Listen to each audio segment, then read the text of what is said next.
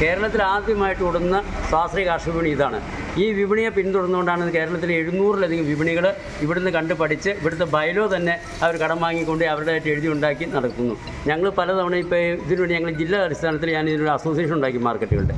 അങ്ങനെ മാർക്കറ്റിൻ്റെ അസോസിയേഷൻ്റെ വഴിയിൽ ഞങ്ങൾ എല്ലാ മന്ത്രിസഭകൾ വരുമ്പോഴും മന്ത്രിമാരുമായിട്ട് എല്ലാ വർഷവും ഈ ചർച്ച നടത്താറുണ്ട് ഇതിനെപ്പറ്റി. അങ്ങനെ കഴിഞ്ഞ വർഷം ഞങ്ങൾ മന്ത്രിയുമായിട്ട് ബന്ധപ്പെട്ടതിൻ്റെ പേരിലാണ് ഞങ്ങൾക്ക് പ്രോസസ്സിംഗ് യൂണിറ്റിനുള്ള ഫണ്ട് അനുവദിച്ചു തന്നു. അതുപോലെ തന്നെ ഞങ്ങൾക്ക് ഈ വരുന്ന വർഷമാകുമ്പോഴത്തേക്കും ബ്ലോക്ക് അടിസ്ഥാനത്തിൽ കൊടുത്തിട്ടുണ്ട്. കിലോയ്ക്ക് ₹1 വെച്ച് കർഷകർക്ക് ഇൻസെൻറ്റീവ് കൊടുക്കാനുള്ള പ്രോജക്റ്റ് വരുന്നുണ്ട്. ഗ്രാമപഞ്ചായത്തിനോടും ജില്ലാ പഞ്ചായത്തിനോടും ഇത് കൊടുക്കാൻ പറഞ്ഞിരുന്നു ഗവൺമെൻറ്. പക്ഷേ അവർ രണ്ടുപേരും ജീവിക്കുണ്ടെങ്കിൽ ₹3 വെച്ച് 1 കിലോഗ്രാം ചരക്ക് ഈ മാർക്കറ്റിൽ കൊണ്ടുവന്ന കർഷകർ കിട്ടിയേനെ. ആ ഒരു വ്യവസ്ഥയിലേക്ക് ഈ വർഷമെങ്കിലും നടപ്പാക്കി തന്നെ എന്നുള്ളതിന് ഞങ്ങൾ ഇനിയും മിനിസ്റ്റർ കാണാൻ പോകുന്നുണ്ട്. മിനിസ്റ്ററുടെ ഒന്നുകൂടി ഇത് കമ്പൽസറി പ്രോജക്റ്റായിട്ട് ഇത് പഞ്ചായത്തിനോട് എടുക്കാൻ പറഞ്ഞു. പഞ്ചായത്തിന് ഇഷ്ടമുണ്ടെങ്കിൽ എടുത്താൽ മതി. ഇപ്പോൾ ബ്ലോക്കാണ് എടുത്തിട്ടുള്ളൂ. അതുപോലെ തന്നെ ജില്ലയും ഗ്രാമവും എടുത്തിട്ടില്ല. ജില്ലയും ഗ്രാമവും കൂടി എടുക്കുകയാണെങ്കിൽ ഒരു കർഷകന് 1 കിലോ ചരക്ക് എന്ത് കൊണ്ടുവന്നാലും അവന് കിലോയ്ക്ക് ₹3 വെച്ച് അണ്ടർതി കിട്ടുകയാണ്. ഞങ്ങൾ തന്നെ ഇവിടെ ഇപ്പോൾ 2%, 3% ഒക്കെ ഞങ്ങൾ ഇൻസെൻറ്റീവ് മേടിക്കുന്നത് തിരിച്ചു കൊടുക്കുന്നുണ്ട്.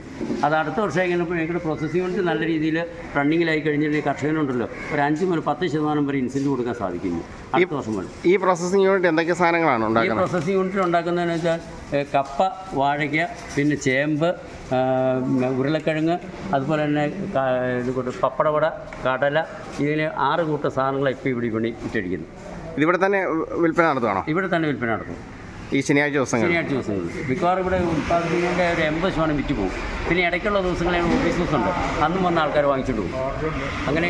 അങ്ങനെ വാങ്ങിച്ചുകൊണ്ട് പോകും. ഇവിടെ ഒരിക്കലും നമുക്ക് ഈ സാധനം വിറ്റഴിക്കാതെ വന്നിരുന്നില്ല. ഇത് വാഴയ്ക്ക ചിപ്സ് അല്ലേ?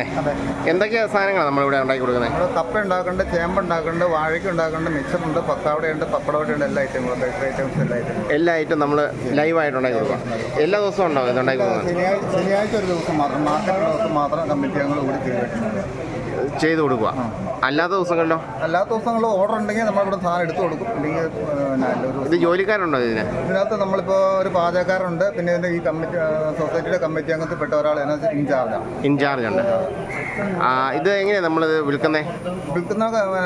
ശുദ്ധമായ വെളിച്ചെണ്ണ പാചകം ചെയ്ത് ഈ സംഭവം ഇവിടെ വന്ന് കൃഷിക്കാർക്ക് നേരിട്ട് സപ്ലൈ ആണ്. അത് കൃഷിക്കാരുടെ ഉൽപ്പന്നങ്ങൾ എടുത്ത് നമ്മൾ പ്രോസസ്സ് ചെയ്യുന്നുണ്ട്. അവർക്കൊരു ഓപ്പൺ മാർക്കറ്റിനെ വില കൂട്ടി ഇവർക്ക് ഉൽപ്പന്നങ്ങൾ വിൽക്കാൻ പറ്റും. അവർക്ക് ശുദ്ധമായ ആഹാര സാധനങ്ങൾ ലഭ്യമാക്കുന്നു, വിൽക്കാൻ പറ്റും. അല്ല, ഇതിൻ്റെ വിപണനം എങ്ങനെയാണ്? നിങ്ങളിത് ഉണ്ടാക്കിയിട്ട് ഇതെങ്ങനെയാണ് വിൽക്കുന്നത്? ഇവിടെ തന്നെ വിൽക്കുകയാണോ അല്ലെങ്കിൽ തന്നെ വിൽക്കേണ്ടത്? തൊട്ടടുത്ത കടകളിലേക്ക് അവർ ഓർഡർ തന്നെ നമുക്ക്. പിന്നെ ഈ പുറത്ത് പോകുന്ന ആൾക്കാർ കണ്ടമാനം ഓർഡർ തന്നെ ഫ്രഷ് ആയിട്ട് കിട്ടുന്നതുകൊണ്ട് അതൊന്നും മേടിച്ചു ഓർഡർ അനുസരിച്ച് നമ്മൾ ചെയ്ത് കൊടുക്കുന്നുണ്ട് അല്ലേ? അതുപോലെ തന്നെ അടുത്തുള്ള കടകളിലും കൊടുക്കുന്നുണ്ട്. തൊട്ടടുത്ത കടകൾ വിറ്റ് ഭാഗത്ത് സാധനം അന്ന് പാക്ക് ചെയ്ത് അവിടുത്തെ തൊട്ടടുത്ത ഓർഡറുള്ള കടകളിൽ നമ്മൾ സപ്ലൈ ചെയ്യുക. ഫ്രഷ് അപ്പോൾ പിറ്റേ ആഴ്ച ഫ്രഷ് ആയിട്ട് സാധനം കിട്ടും. ഇവിടെ ഓരോ ആഴ്ചയും കൃത്യമായിട്ട് സ്റ്റോക്ക് വെച്ചേക്കണില്ല. ഞങ്ങളിതൊരു വലിയ പരീക്ഷണം നടത്തിയ 16 ആഴ്ചകളിൽ ഈ സ്ഥാപനം ഞങ്ങൾ ട്രയൽ റൺ നടത്തി നോക്കി.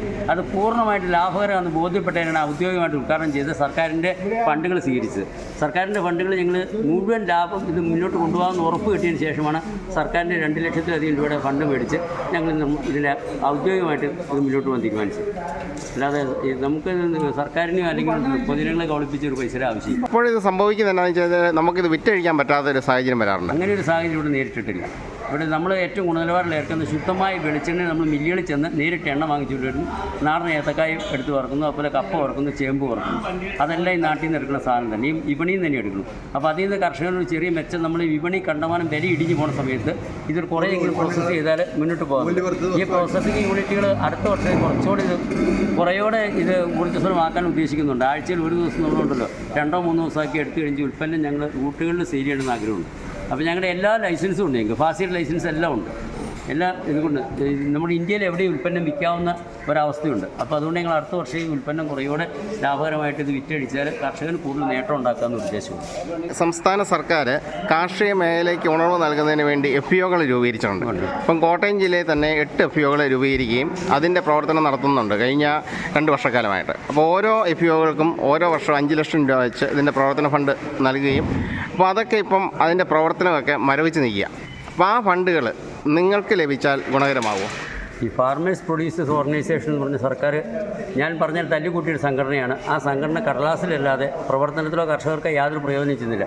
ഞങ്ങളെപ്പോലുള്ള ഈ കാർഷിക മാർക്കറ്റുകൾ ഉത്തേജിപ്പിച്ച് കഴിഞ്ഞാൽ ഇന്നത്തെ കാലം കൂടുതൽ കുറേയുടെ ഫലപ്രദമായിട്ട് മാർക്കറ്റ് നടത്തുവാനും കൂടുതൽ വിലകൾ ആൾക്കാർക്ക് കൊടുക്കുവാനും സാധിക്കും. ഞങ്ങൾ ഈ സാധനം സംഭരിച്ച് ഞങ്ങൾക്ക് സാമ്പത്തികമില്ലാന്നിട്ടുണ്ടെങ്കിൽ ഹോർട്ടികോർപ്പുള്ള ഏജൻസികൾ കൊടുത്താൽ 1 മാസം മുതൽ 3 മാസം വരെ പെൻഡിങ് വരും പണത്തിന്. അപ്പോൾ അതുകൊണ്ട് ഈ പണം ഞങ്ങൾക്ക് കിട്ടുവാണെങ്കിൽ ഇത് റോൾ ചെയ്യാൻ സാധിച്ചു കഴിഞ്ഞാലുണ്ടല്ലോ ഇന്ന് ഈ വിപണി നടന്നേക്കാളും ഈ 65 രൂപയ്ക്ക് അല്ലെങ്കിൽ 60 രൂപയ്ക്കാണ് ഏത്തക്ക ഒരു 70-75 രൂപയ്ക്ക് വിറ്റ് പോകാൻ സാധിക്കും. അതുപോലെ തന്നെ ഇവിടെ നടക്കുന്ന ഈ പച്ചക്കപ്പ തന്നെയാണെങ്കിൽ 20 രൂപയ്ക്കാണ് അപ്പം 30 രൂപയ്ക്ക് വിൽക്കുക. അതുപോലെ തന്നെ ഇവിടെ നടക്കുന്ന മറ്റ് സാധനങ്ങളെല്ലാം നാളികേരാണെങ്കിൽ പോലും 40 രൂപ കിലോയ്ക്കാണ് 45 രൂപയ്ക്ക് വിൽക്കുക. ഇതൊക്കെ ആവശ്യക്കാർക്ക് എത്തിച്ചു കൊടുത്തു കഴിഞ്ഞാലുണ്ടല്ലോ 2 ആഴ്ച 3 ആഴ്ച അല്ലെങ്കിൽ 4 ആഴ്ചത്തെ അവരുടെ ഡെബിറ്റ് വരും. അപ്പോൾ അതിന് നമുക്ക് അവർ പണം ക്രെഡിറ്റ് ചെയ്യുന്നവരുടെ പണം റോൾ ചെയ്യാൻ ഞങ്ങളുടെ സ്ഥാപനത്തിന് കൂടുതൽ ഫണ്ടില്ല. ആ ഫണ്ട് FBIക്ക് കൊടുക്കുന്ന ഫണ്ട് ഞങ്ങളെപ്പോലുള്ള മാർക്കറ്റുകളിലേക്ക് എത്തപ്പെട്ട് കഴിഞ്ഞാൽ അത് ഞങ്ങൾ വേണ്ട രീതിയിൽ ചെയ്യും. ഒന്നുമില്ല ഞങ്ങൾ ഇതുകൂട്ട് കുറച്ചൊക്കെ ഈ വിദേശ കയറ്റുമതി സാധ്യത വരെ ഞങ്ങൾ തേടിപ്പോയത്. ഇത് കയറ്റുമതി ചെയ്താൽ മാത്രമാണ് ഇന്ന് ഫ്രഷായ സാധനങ്ങൾ പച്ചക്കറികൾക്ക് വില കിട്ടുള്ളൂ. കയറ്റുമതി നമുക്ക് ഏത്തക്ക കയറ്റുമതി ഏജൻസിക്ക് കൊടുത്തു കഴിഞ്ഞാൽ ഇപ്പോൾ ലോജിസ്റ്റിക്സ് ഏജൻസികൾ ഇവിടെ വന്ന് എടുത്താൽ 100 രൂപയ്ക്ക് ഏത്തക്കായും 100 രൂപയ്ക്ക് ഞാൽപ്പൊങ്കായും 60 രൂപയ്ക്ക് റോബസ്റ്റ അതുപോലുള്ള കായ്കൾ എടുക്കും. അതുപോലെ കിഴങ്ങ് വർഗ്ഗങ്ങൾക്കെല്ലാം നമ്മൾ അവിടെ ഡബിളൈസ് വില കിട്ടും. അങ്ങനെ നമുക്ക് ക്വാളിറ്റിയുള്ള സാധനങ്ങൾ തിരിഞ്ഞു കൊടുക്കാൻ സാധിക്കും. അപ്പോൾ ക്വാളിറ്റി കുറഞ്ഞ അതിൻ്റെ വരുന്നുണ്ടല്ലോ വില കുറച്ച് കൊടുത്താൽ നമുക്ക് നഷ്ടമില്ല.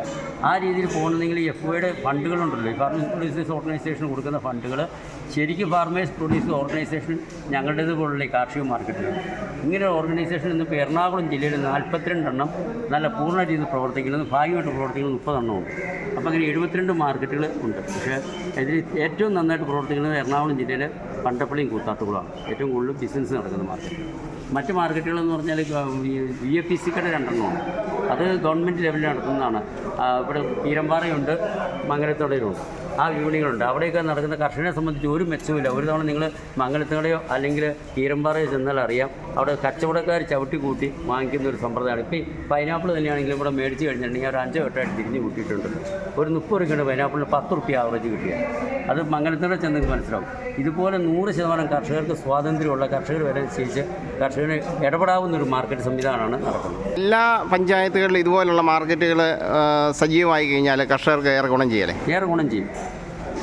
മാർക്കറ്റിൽ സജീവമായ ഗുണം കിട്ടാൻ വേണ്ടിയിട്ട് ഉൽപ്പന്നങ്ങൾ അതായത് ആഴ്ചയിൽ ഓരോ ദിവസങ്ങൾ ഇടയിട്ടുള്ള മാർക്കറ്റുകൾ ഞങ്ങൾ മാർക്കറ്റുകളെല്ലാം കൂടെ അഡ്ജസ്റ്റ് ചെയ്താണ് നടത്തുന്നത്. ഒരു ദിവസം അടുത്തടുത്ത് 2 മാർക്കറ്റുകൾ സെയിം ഡേയിൽ വരാതിരിക്കാനായിട്ട് ഈ ഇപ്പോൾ ഒരു 10-25 കിലോമീറ്ററെങ്കിലും ഡിസ്റ്റൻസിൽ ഒരേ മാർക്കറ്റ് സെയിം ഡേയിൽ വരും. കച്ചവടക്കാർക്ക് വരാനും ഈ ഉൽപ്പന്നങ്ങൾ ഉണ്ടാക്കിയാലും വിഷമമാണല്ലോ വിപണനം നടത്താനും. അപ്പോൾ അതുകൊണ്ട് ഒരു അസോസിയേഷൻ ഉണ്ടാക്കി കമ്മ്യൂണിക്കേഷൻ നടത്തിയിട്ട് അതനുസരിച്ചാണ് ഈ വിപണി എറണാകുളം ജില്ലയിൽ പ്രവർത്തിക്കുന്നത്. അതുകൊണ്ട് എല്ലാ വിപണികളിലും ഒരു മറ്റ് വലിപ്പം കൂടിയും കുറഞ്ഞുകൊണ്ടെന്ന് വെച്ചാൽ ചരക്കുകൾ വരുന്നത്. ഇപ്പോൾ ഞങ്ങൾ ഏറ്റവും ഓഫ് സീസണായത് ഈ ഓഫ് സീസൺ ഇപ്പോഴും ഞങ്ങൾക്ക് 3 ലക്ഷം രൂപയുടെ വ്യാപാരം അടുത്ത് വരുന്നുണ്ട്. സീസണായി കഴിഞ്ഞാൽ 5 ലക്ഷത്തിന് മുകളിൽ വ്യാപാരം വരും. അപ്പോൾ ആ രീതിയിൽ വരുന്ന ഈ കാര്യങ്ങൾ ഓടിച്ചുകൊണ്ട് പോകാൻ പറഞ്ഞാൽ ഞങ്ങൾ ഗവൺമെൻറ് എയ്ഡൊന്നുമില്ല. ആകെ മൊത്തം കൃഷി വകുപ്പിൽ നിന്ന് ഒരു 20,000 രൂപ റിവോൾവിംഗ് ഫണ്ട് കിട്ടിയതുള്ളൂ. മറ്റേത് ഇപ്പോൾ പ്രോസസ്സിംഗ് യൂണിറ്റിന് ഞങ്ങൾക്ക് കൃഷി വകുപ്പ് ഇടപെട്ട് ബ്ലോക്ക് പഞ്ചായത്തും കൂടി 2,02,800 രൂപ ഈ പ്രോസസ്സിംഗ് യൂണിറ്റ് തുടങ്ങാനുള്ള സബ്സിഡി തന്നിട്ടുണ്ട്. അത്രയും കാര്യങ്ങളാണ് ഇതുവരെ സർക്കാരിൽ നിന്ന് 20 വർഷം പ്രവർത്തിച്ചിട്ട് കിട്ടിയിട്ടുണ്ട്. ഞങ്ങൾക്ക് സർക്കാരിൽ നിന്ന് ആവശ്യമായൊരു ഫണ്ട് ലഭ്യമായാൽ ഇതിലും വളരെ 10 ഇരട്ടി കർഷകന് പ്രയോജനപ്രദമായിട്ട് ഈ വിപണി നടത്താൻ ഞങ്ങൾ തയ്യാറാണ്.